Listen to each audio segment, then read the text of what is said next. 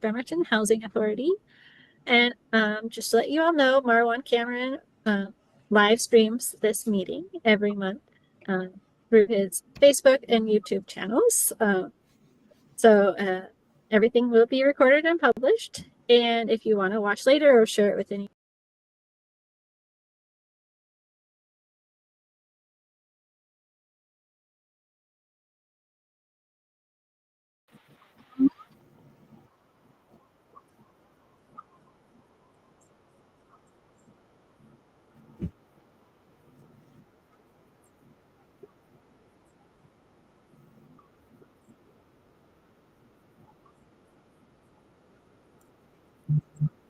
and Ali Moyer from Housing Solution Center. If I miss anybody, I apologize.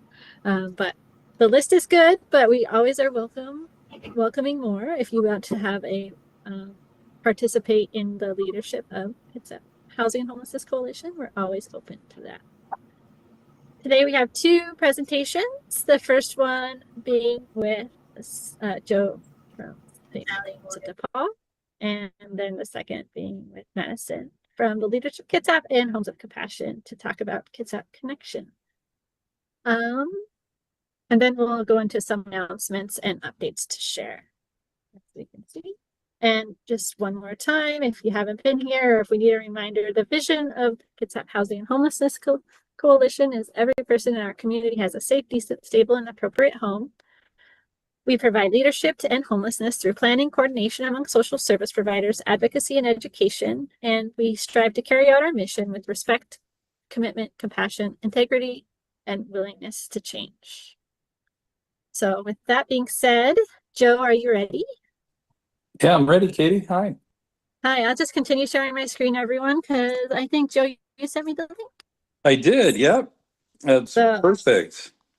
So I'll stay on this slide. You can introduce, and then I'll move to the slide 11. Sounds good. Yeah. Hello, everybody. It's an honor to be before this group again. I recall I presented, I think it was last fall, Katie, to give everybody a heads up, or it might have been earlier, beginning part of this year. I think it was February 2025, because this was the same presentation. Yeah, that's right. So wanted to provide an update, and then really, as we got closer, I promised I'd come back when we knew that we were about ready to get site control of the property. So we are there. And so I'm now back to give you the update, and then really ask for a call to action for this group to really start partnering with those of us that are putting this together, because it's not just one person. This is just like much that we do here and get done successfully in Kitsap County. We do it together as a group or in collaboration. So the quick high-level overview of the project is going to be a hybrid, no-barrier navigation center comprising of 80 beds for the congregate shelter, which will be housed in what you're seeing here in these, what we call Quonset huts for the congregate shelter side. And then we're going to have in between 30 and 60 pallet shelters, which are kind of like tiny homes, as a transitional housing component of our project. I think it's the third slide or so, if you can go to the housing continuum slide, actually, that'll show the, right here. So, where everything we advocate for in the housing, the Affordable Housing Coalition, or the consortium rather, is discussing these projects in context of the overall housing continuum.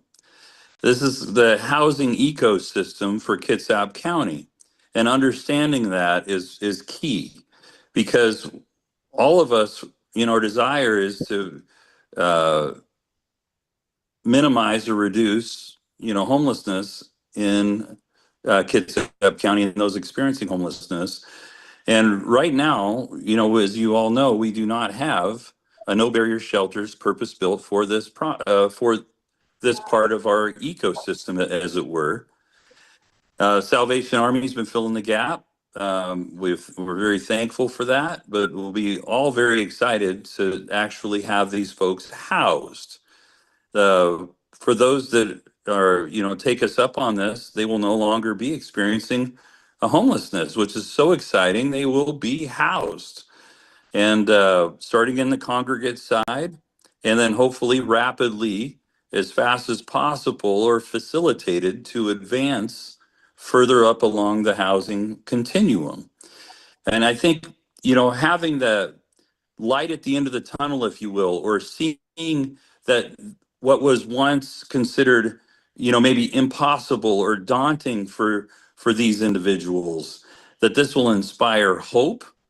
This will give them a vision to see that there is, if I do this and that, I can obtain, one of those tiny homes, and I can get into that transitional housing. And then once, I'm able to work through this or that, is because it's different for everybody. Maybe I can get into some affordable housing. That's the goal. It's that they not stay at the congregate shelter or even the tiny homes indefinitely, right? We want to encourage them and facilitate as rapid a movement up the continuum as possible. That the American dream, if you will, and home ownership is attainable to all. Now, as we're gotten closer here now, we've been wanting to, get everybody kind of on the same page with how we were going to be providing services together at this site. So I think it'd be good now. I'll go to, I think it was 11, Katie. I Yeah. don't want to go through the whole slide deck again because you all saw this earlier this year. But I do want to reinforce that, we've never had anything like this in our community yet. And we need to also consider, and we're trying to think about everything. We want this to be as intentional as possible, hence getting out in front of everybody before it's even built. So that way we're seeing alignment, we're seeing common ground, we're seeing shared experiences, we're learning from each other, which several of you on this call today, I've already talked with even offline in preparation to even get us as far as we've gotten. And I thank you so much for that.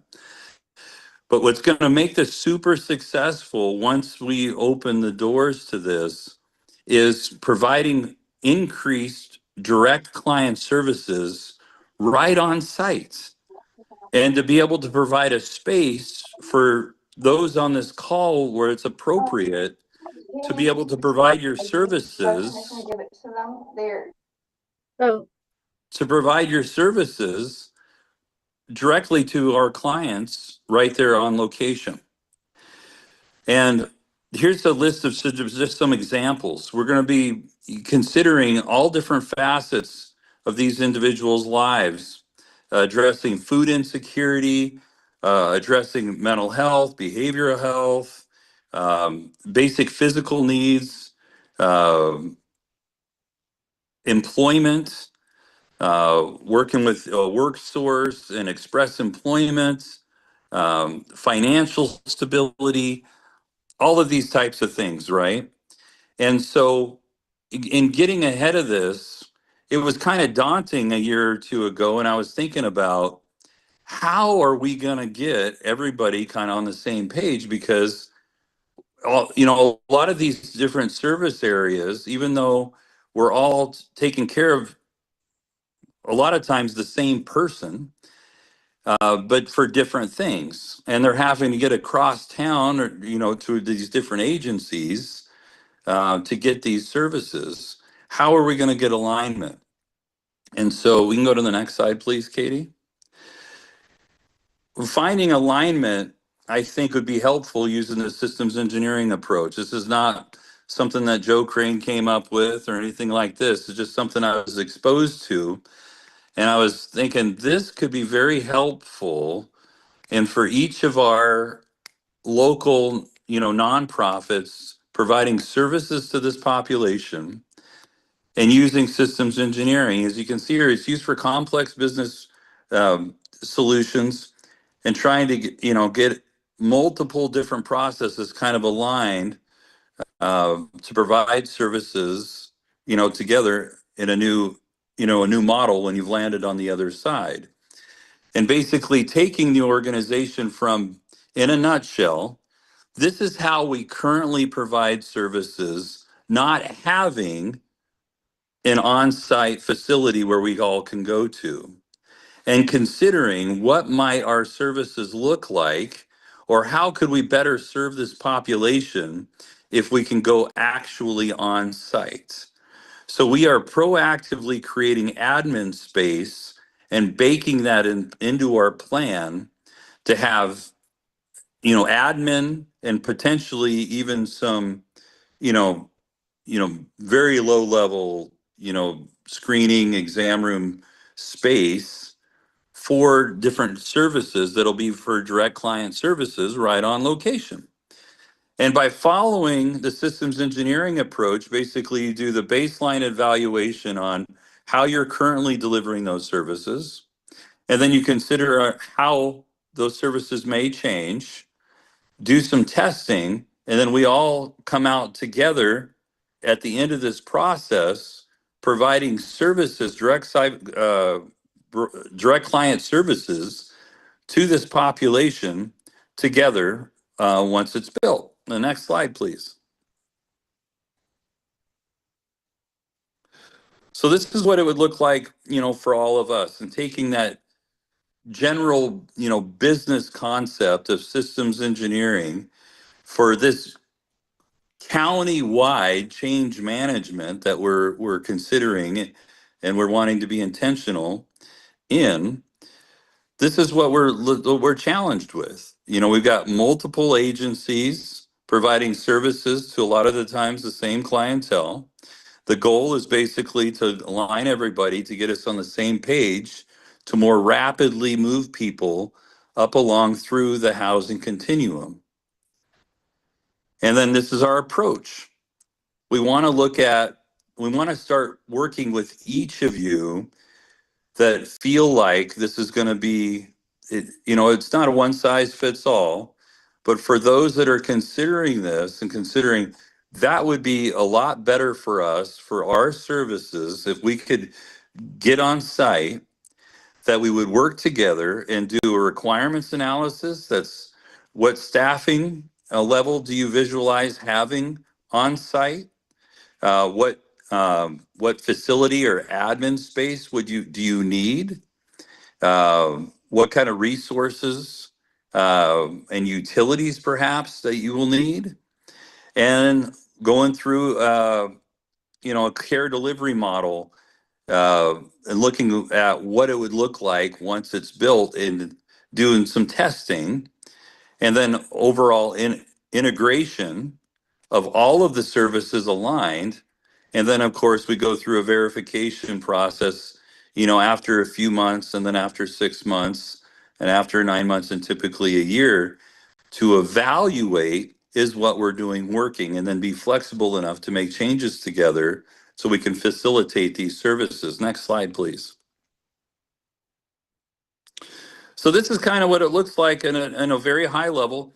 Not all of you are represented here. This slide is just supposed to be a sample, just so we can see kind of high level what this would look like. So we'll have a selected operator for this navigation center through a transparent RFP selection process. And that will be the operator that will provide the day-to-day facilities for all of us, if you will, like the playground, if you will, for all of us to be able to come and bring our services to these clients. They will be what's called the shelter operator. And they will have their main business components, operations, as you can see under there. But the direct client services we envision come from all of you, or most of you on this call, to be able to address all these different areas of these people's lives. From the mental health, behavioral health, substance use, addressing food insecurity, um, providing the meals on site, clothing these folks, counseling, all of these items, and all of us coming together in this, what I'm dubbing this, the manifold service delivery model. This is the sweet spot. This is all of us coming together with our area of expertise in our service areas, and coming in to provide services to these clients, to this clientele. And, Jennifer, John, each of these individuals we know by name. Each of us interact with them so much, I think, individually. I think it's remarkable that we're going to all be able to have the opportunity to bring those direct client services to Jennifer and John right there on site and together, and having that coordinated support so that we could help facilitate rapid movement beyond their current situation. The next slide, please, Katie. So this is what it'll look like for the individual. Calling this the transitional supportive care cycle is basically once we make contact with an individual or they make contact with us, they will come into the navigation center through coordinated entry.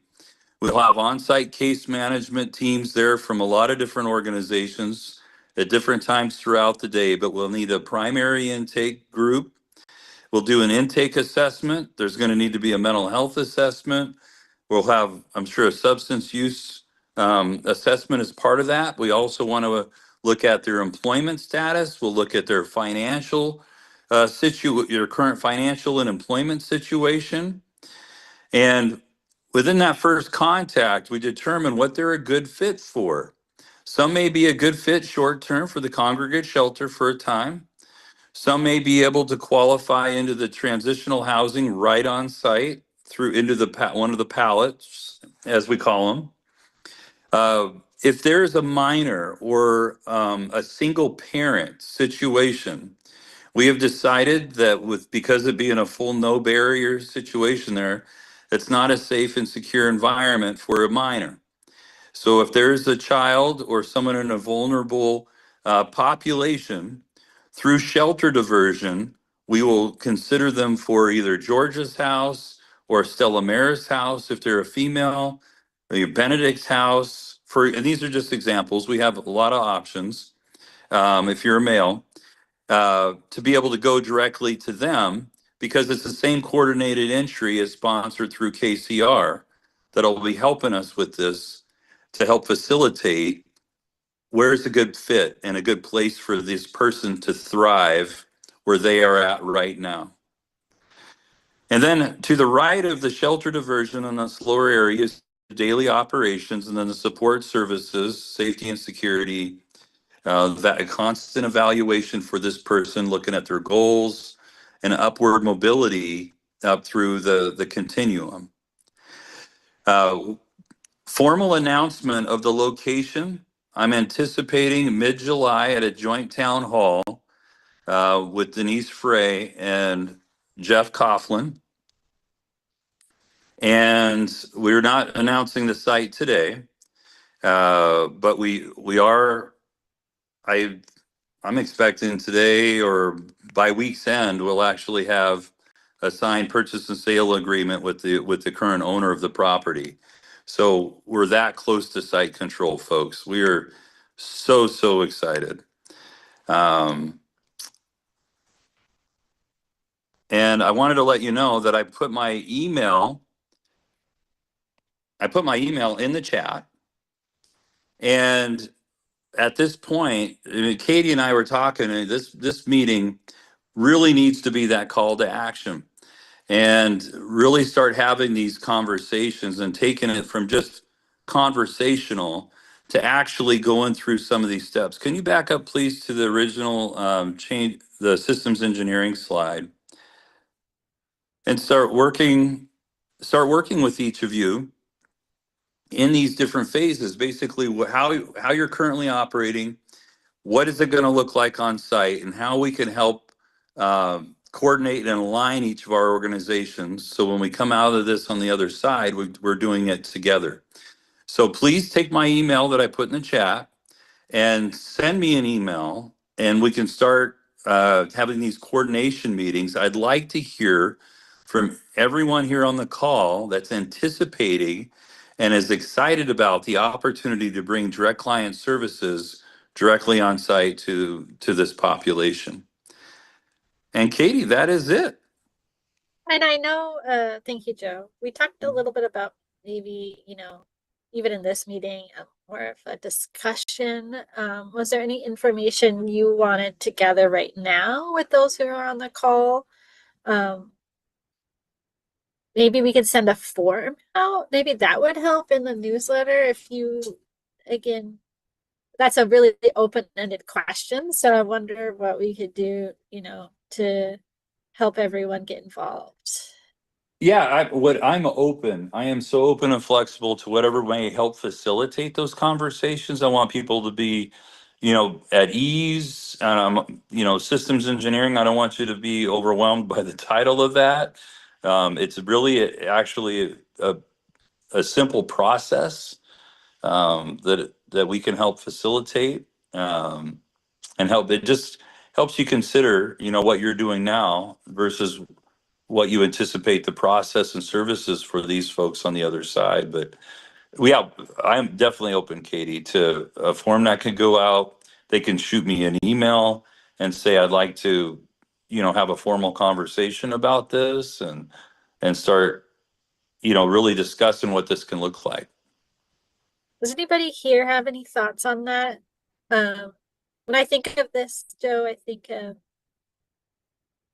what would those meetings entail? Or like, how do you how do you see the change? So you're saying how we provide services will change.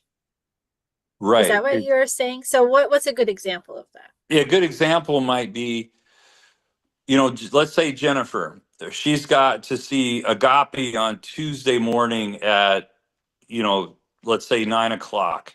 And then Jennifer has got to go see Peninsula Community Health Services on Thursday afternoon at 3 o'clock. What I'm proposing is having those conversations for, instead of these clients having to go to them, what would it look like providing those services on site? So it's more informational gathering for us for the planning purposes, understanding, not telling the organization how to serve these clients. Thanks for asking that question, because it gives me an opportunity to clarify that. That is not what this is about. You are the experts at delivering your specific care to these individuals. What we want to facilitate and understand is, how might that look on site? Because what we're wanting to encourage is that to bring equity into this situation in terms of transportation, removing barriers, that we're bringing appropriate client services on site. And even if you thought, well, there's no way I could ever have done that, that's what this process is all about, is thinking, oh, wow, if there's providing admin space on site for us, this could be an opportunity for us to bring those direct client services to them, instead of having these folks trying to get across town to all of these meetings all the time. So it's really us learning from you what your needs are if you were to open up shop at the new facility. Does that make sense? That's helpful to me. Jeff Sanders has a comment. Jeff, do you want to unmute or? Well, I knew that was coming. So we have an integrated SUDP, mental health professional, as well as case management and housing navigation. This model does work. We've been using this model for 3 years, roughly thereabouts. We started out using this model at the Quality Inn. Since then, we have shifted over to the Pacific building. Since we housed almost around 90 people last year from emergent services. They're completely homeless, coming in off the street, connecting them to services, doing housing stability plans, full on wraparound services. We like I said, we housed almost 90 people last year. I don't even know the tallies this year. We have a good rotation of individuals going into permanent supportive housing, as well as full market rate, because of some of the resources that you guys have mentioned Express Pros, WorkSource, Skookum, or Tessera, places like that. So the program works. The wraparound services works. The only thing we don't have is we're not the no barrier shelter as well as the pallet home community. Um, Bremerton absolutely needs this, so we support it. Thank you. Thanks, Jeff. Yeah, I've been watching intently what KRM's been doing over the last few years, and it's very, very awesome, and it's nice having that on the south end now as well as part of that overall, ecosystem. It's so needed and so important. I really like what you guys are doing with pets down there as well. We're almost at capacity with humans and pets. It's busy. So with us, our coordinated entry is still Park Avenue KCR Housing Solutions Center. So we're getting, all the individuals that are coming in from all over Kitsap County, not just the south end. So our coordinated entry is still Housing Solutions Center on Park. Yep. This sounds like it's great to hear that it works, and it sounds like a very similar of what you're trying to accomplish. Joe, I hope you are connected with KRM. Oh, absolutely. I've talked to Robin often. So yeah, I'm aware of what they're doing, and Carl as well. I know Carl has been very active, making sure that the Pacific Building is success too. And I'm very impressed with what they have over there. We're surprised Carl doesn't have his own office down here. I was wondering if he might with the way things were going. But yeah, I'm really hopeful that there's a lot of engagement now from the service organizations. I hope that my email starts blowing up and that we start filling up the calendar with these coordinating conversations, because we want to make sure that the facility is set up in a way that facilitates your services, on site. We really want to remove those barriers. We want to keep these folks moving. You've heard me say it before, but a rolling stone gathers no moss. It's so true. The more that they see upward mobility, they have a less propensity to identify themselves by their current living situation, and we want to instill and inspire hope in each one of these individuals' lives. And I anticipate that we might even get to the point where we're, is keeping, client, privacy and security at the center, obviously, but be able to share notes and working together, with the individual is going to help address this situation. We don't see this shelter as this standalone physical, structure. What we see is a place where we can help move these folks up along through the continuum as rapidly as possible. And us coming together as a community to do that for each individual, that we get to know them by name, that they're not a number, they have worth, they have value, they feel us coming around them as human beings. And I think it's gonna be a fire that's just gonna spread throughout Kitsap County, a positive one. Just to ignite that compassion for these folks. That I hope it's just infectious. That just that they see hope. How closely are you working with the Salvation Army? Because they've definitely had to take a lot of figuring this out on the fly. They have lots of experience. Are you working closely with the Salvation Army? Absolutely. So yeah, I've been over to Eric and Dana and Lance, Victor. They've all seen me. I've been down there serving breakfast too, to get a sense on how many lives we're serving on a daily basis in terms of the food preparation. Salvation Army's been fantastic. It's amazing group, and they're helping us a lot. They're helping us a lot with understanding what those current clients are exposed to and are dealing with right now.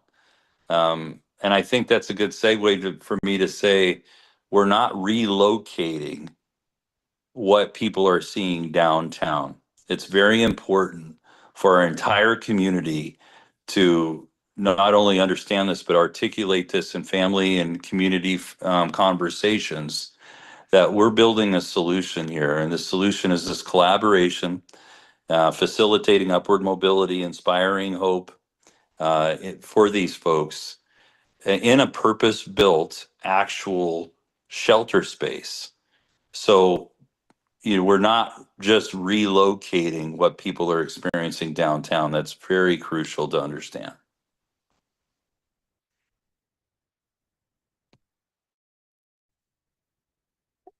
Any final comments? I will say, from what I'm understanding, your call to action is truly if you want to help provide services to those who will be entering and utilizing the low barrier shelter, to contact Joe.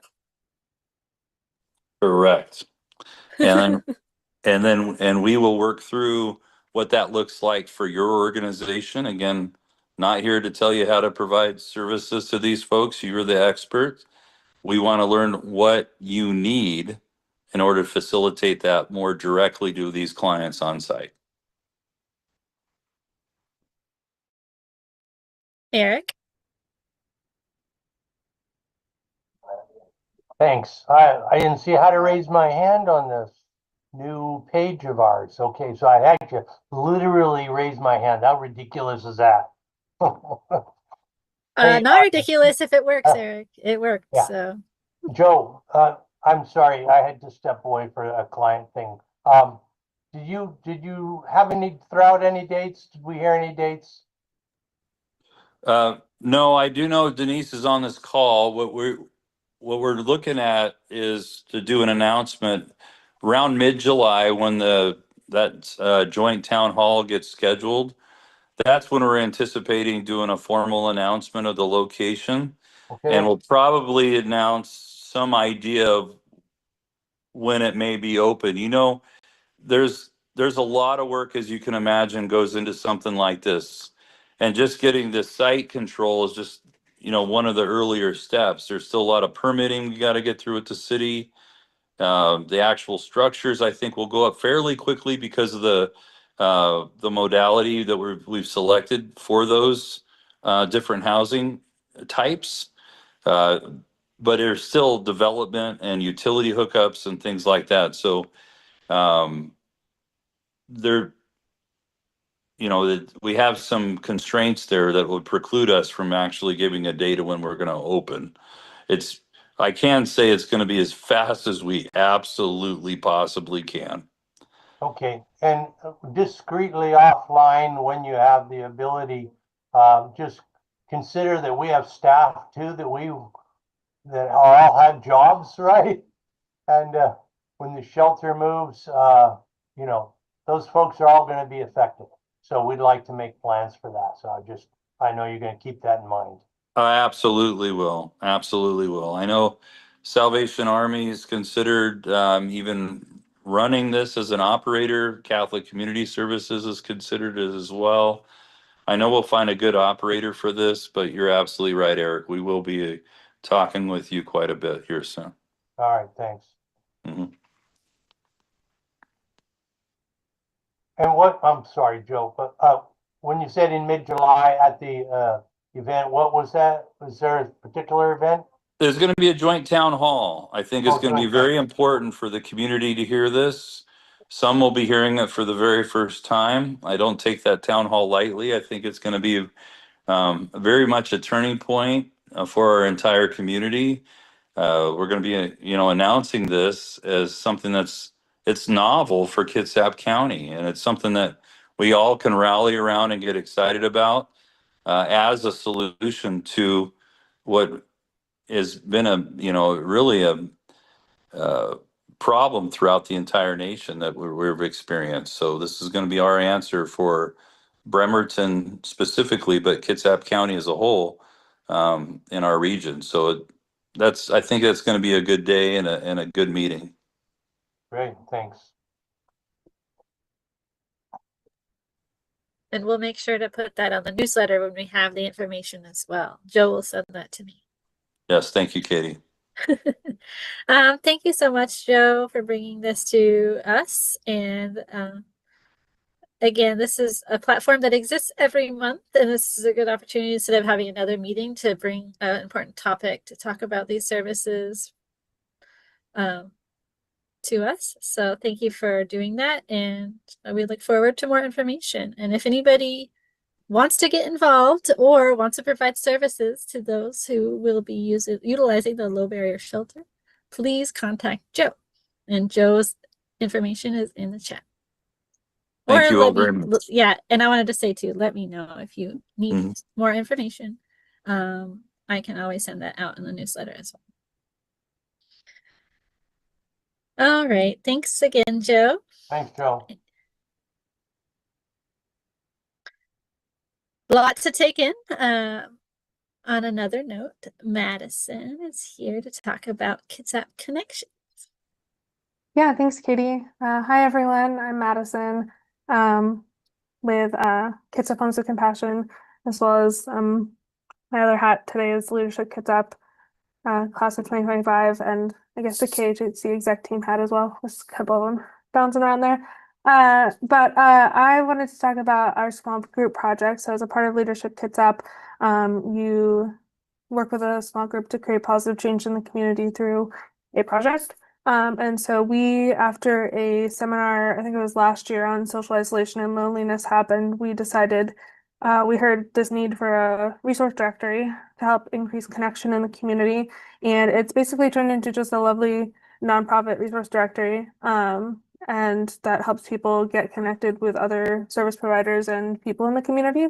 Can I share my screen if I think I can. I mean, you're a co-host now, so you should definitely have the power. Co-host. Let me hold on 1 second. Sorry. I'm gonna allow it through my system. So I have the page pulled up here. You see that okay? Okay. So yeah, looks good. it's pretty easy. It's just carol.org/Kitsap Connections. And on the left hand, it's embeddable in any website. So they've got at the bottom here, if you want to host the guide on your own website, you're welcome to learn how to do it via their little clickable link there. And if you want to be listed as well, it's at the bottom of the page here. They do ask that organizations have a contact person that is reliable for updating the information. So if the information becomes outdated, they'll remove it from the directory. If it's not being updated, I mean.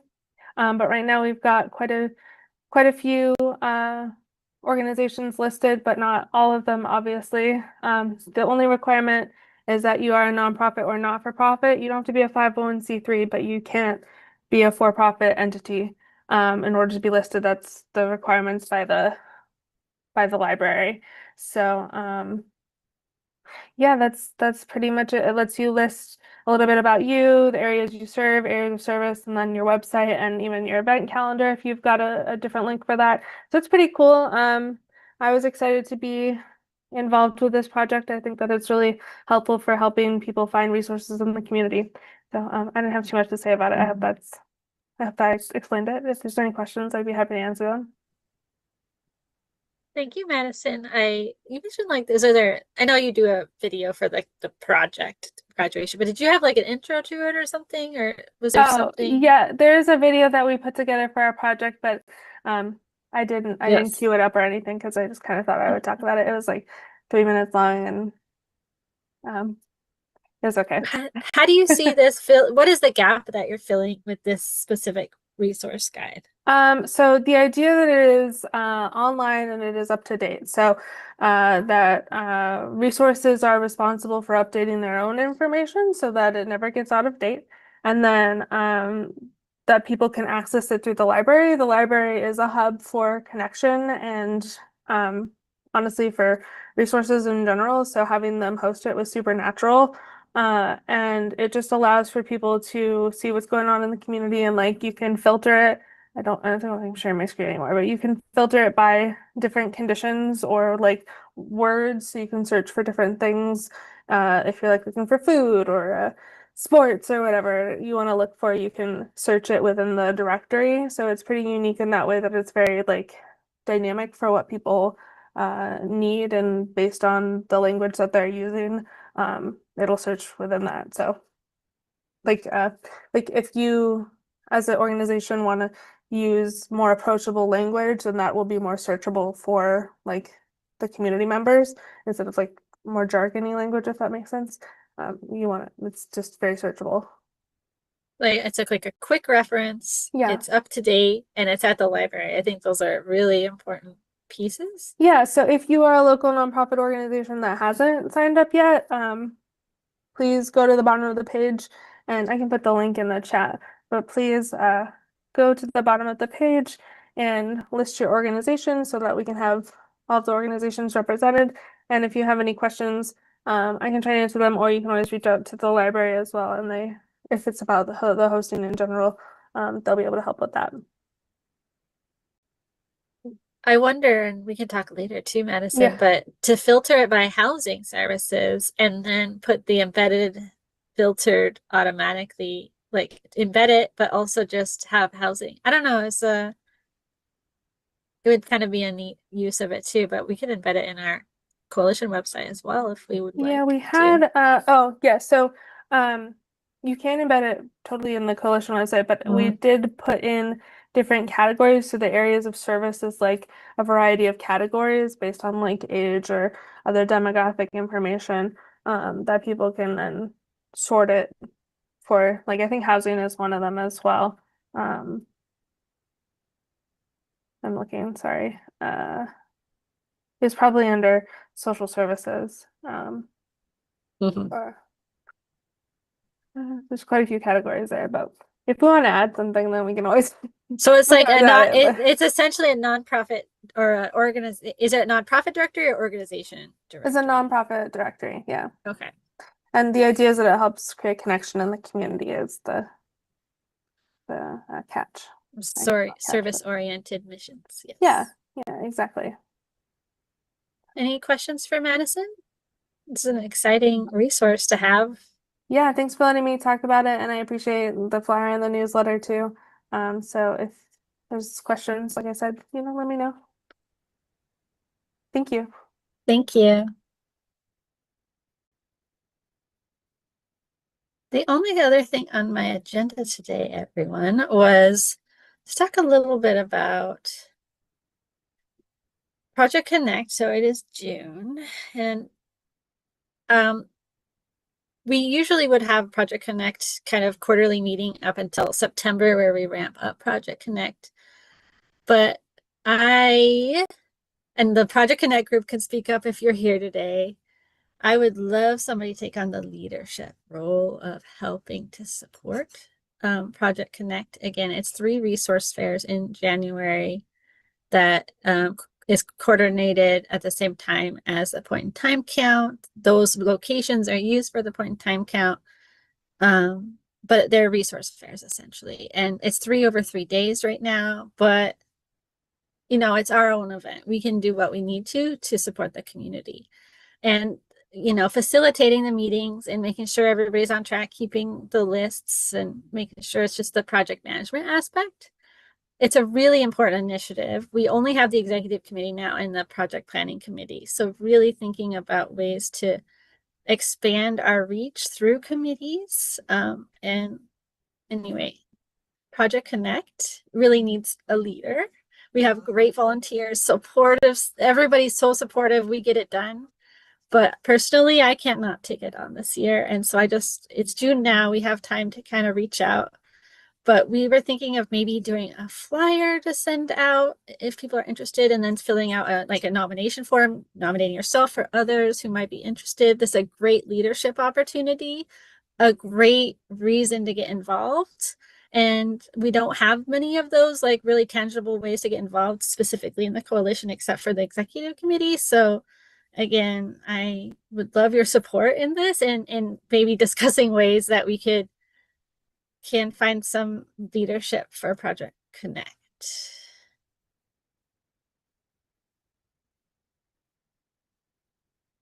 Any thoughts on this topic?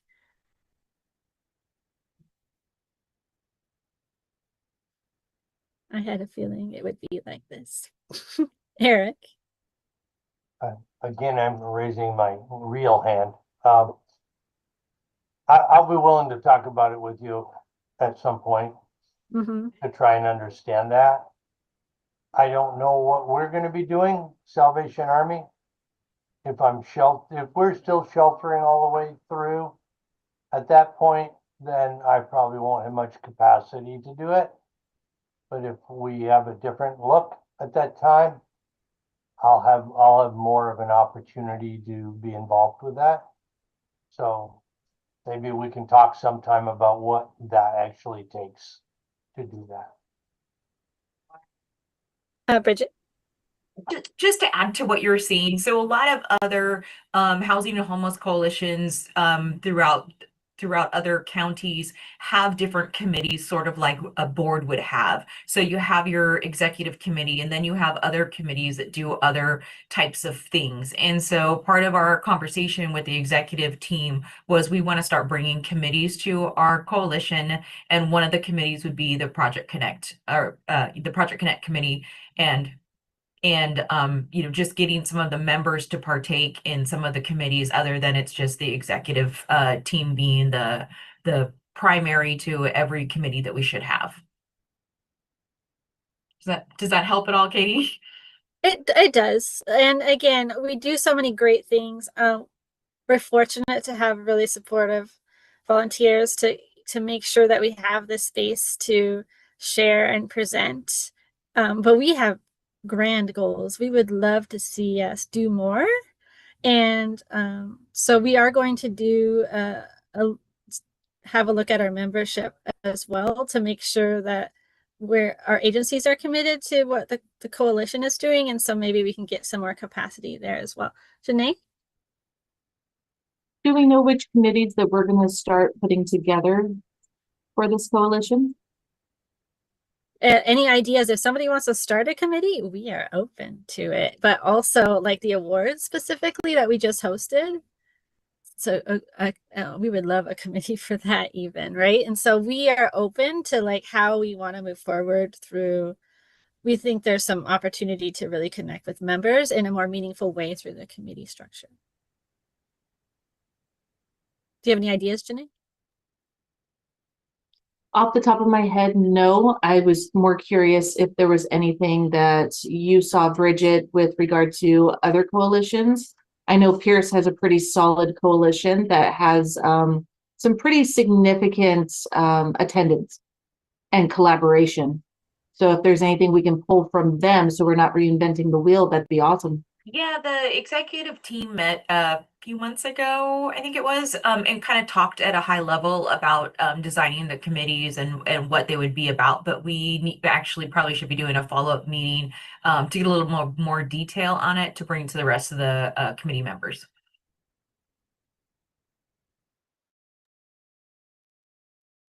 And I think there is interest, it sounds like, even with Janae that you spoke up there. I think there is interest for more formalization around how we can really utilize this platform, because our number one goal is to be a network.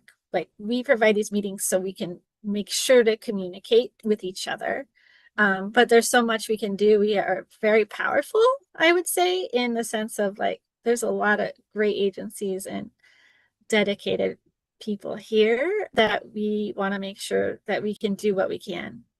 So I think there's some opportunity. Project Connect is on my mind because it's just bandwidth wise.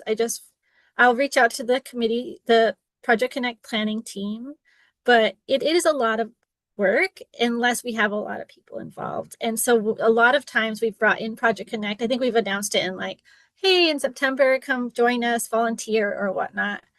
But I'm bringing it up now because I think it's important to think about if there's somebody here who wants to step up as a leader in our community, this is a great option to do that. And so if I put a form out to offer that as like a nomination form, you know, have some conversations around it. I think it is a great opportunity. And of course, there's such a support group in that to be able to do that, that person wouldn't be alone. But I want to make sure that we're talking about it now and not in September, because I just don't, after September, I feel like, you know, we don't get a lot of interest in like wanting to join, but we got a lot of interest in being a vendor. But there is a lot of work that goes into the event. So I want to make sure that opportunity is talked about early and often this year.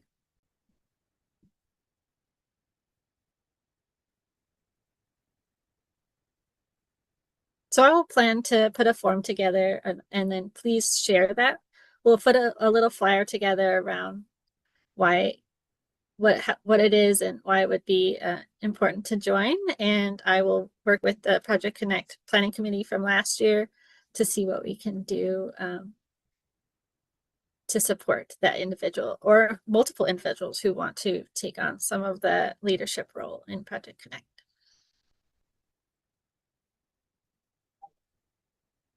Thank you, everyone. That was my update. Does anybody have updates? I saw something about surplus vans earlier, but does anybody have updates? Please raise your hand or put it in the chat and we can share with each other. Michelle, did you have an update on surplus vans? Hello, yeah, I think that you had, this is Michelle with Kitsap Transit. I think that you had shared out in the last newsletter about the surplus vans. Our marketing director just wanted me to pass on the link one more time as a reminder and to let everybody know that we're going to be having a public viewing of 4 wheelchair accessible vans later this month. I'm not sure of the date. He didn't provide me with the date. So if anybody has any questions, feel free to reach out to me. But otherwise, if you're interested, you can fill that out at the link there. You just have to do that ahead of time. Thank you, Michelle. And I'll post I took off the survey. I know there was a survey, but I did take out the surplus vans. I'll put the surplus vans back on just to make sure everybody's aware, but it's nice to be able to bring it to the meeting, talk about it. Thank you.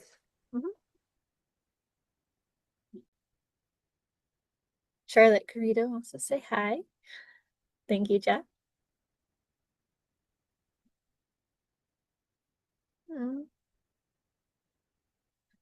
Jason, you're always welcome to go off mute if you'd like to share.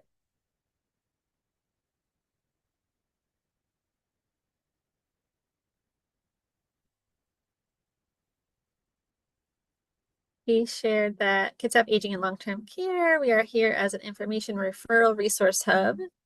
We are starting online overview presentations every 4th Thursday via Zoom, open to everyone. We also have information on Washington Cares. Again, that's Jason from Aging and Long-Term Care and with the county. Do you have a link to those Zoom presentations, Jason? Yeah, I'll link to the registration. I kind of learned from our experiences in here to, yeah, for that. Well, I'm glad. I think Jason's referring to the fun Zoom bombing we had a few months ago that we are all learning from these days. And let me see, resource fair. There's a resource fair taking place Friday, June 27th at Kitsap Community Resources. I think that's the elimination tour. If anybody wants to speak on that, Sarah.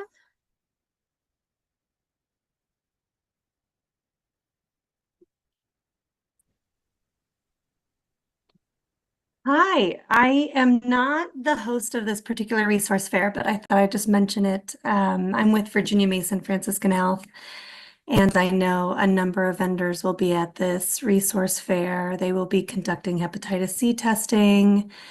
Both Virginia Mason Primary Care will be there and PCHS, as well as a number of other resources. I know we are bringing essentially wound care supplies and hygiene supplies, just to support hepatitis C testing and anything else anybody needs. So it will be at Kitsap Community Resources, essentially all day, 8 to 4 p.m., I think is the timing. Thank you, Sarah. I also sent it in our last newsletter. If you're not on our mailing list, please go to our website and sign up. And we also have all of our newsletters archived on our website. So if you just want to see what we've sent before, when we talk, sometimes we say, oh, we sent that. Make sure to go find the archive on our website and you should be able to see that flyer.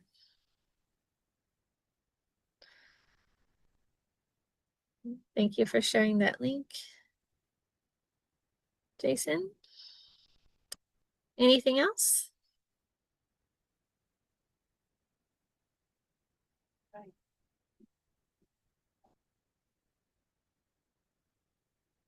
Well, thank you, everybody. I don't have anything from Birmingham Housing Authority today, but enjoy your holiday tomorrow if you have one, and then enjoy your weekend. Thanks, everyone. Bye, everybody. Thank you.